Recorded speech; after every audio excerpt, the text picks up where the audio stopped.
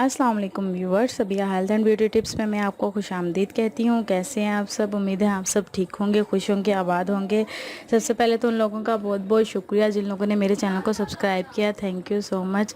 और इसके अलावा जिन लोगों ने अभी तक मेरे चैनल को सब्सक्राइब नहीं किया तो प्लीज़ काइंडली मेरे चैनल को ज़रूर ज़रूर ज़रूर सब्सक्राइब करें। और आज जो मैं आप लोगों के लिए टिप लेके आई हूँ वो इस्लामी लिहाज से बहुत ज़्यादा अच्छी है।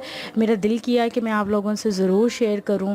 और बाज़ लोगों को बहुत ज़्यादा परेशानी होती है कि वो दुआ किस तरह मांगे, किस तरह उनकी दुआ कबूल हो सकती है।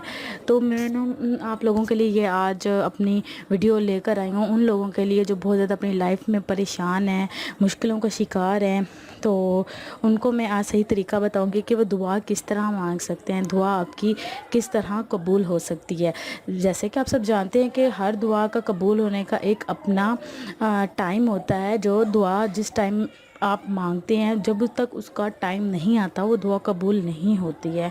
तो लेकिन मैं आपको छोटी सी एक बात बताऊंगी, या कुछ यूँ समझ लें, कुछ ऐसी सूरतें या कुछ ऐसे वज़ाइफ बताऊंगी जिससे आप जो है इत्मीनान के साथ अपनी दुआ मांग सकते हैं। और इंशाल्लाह मुझे उम्मीद है कि आप जो है बहुत ज़्यादा आपको खुशी फ़ील होगी इस तरीके से दुआ मांग के। तो सबसे पहले तो आपने 3 दफ़ा दुरूद शरीफ पढ़ना है। 3 दफ़ा दुरूद शरीफ पढ़ने के बाद आपने एक दफ़ा कुल हु अल्लाहु अहद और एक दफ़ा अलहम्द शरीफ पढ़नी है।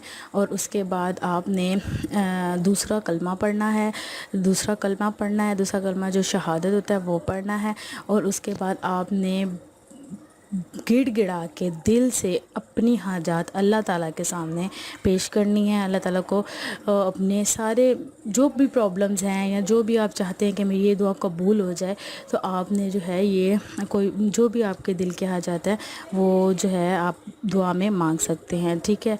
और बिल्कुल गिड़गिड़ा के यूँ समझें कि रोने वाली कैफियत से आपने अल्लाह ताला से जो है दुआ मांगनी है इंशाल्लाह। और फिर एंड पे भी, लास्ट में भी यही चीज़ें रिपीट करनी है।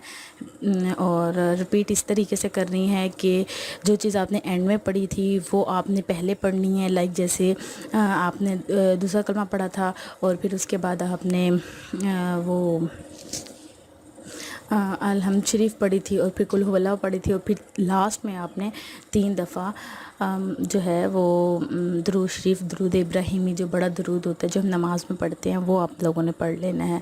तो इंशाल्लाह मैं दिल से उम्मीद करती हूँ कि आप ये तरीका आज़माएंगे, दुआ इंशाल्लाह ज़रूर ज़रूर ज़रूर कबूल होगी।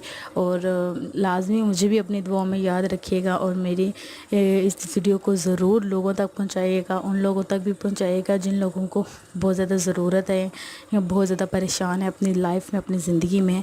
और ये मैं आपको ऐसे नहीं बता रही, ये मैंने ख़ुद भी आज़माया हुआ है कि जो चीज़ अल्लाह ताला के सामने गिड़गिड़ा कर मांगी जाए, अल्लाह ताला ज़रूर वो चीज़ आपको अता करते हैं। Thank you so much. इंशाल्लाह उम्मीद है कि आपको मेरी आज की वीडियो अच्छी लगी होगी।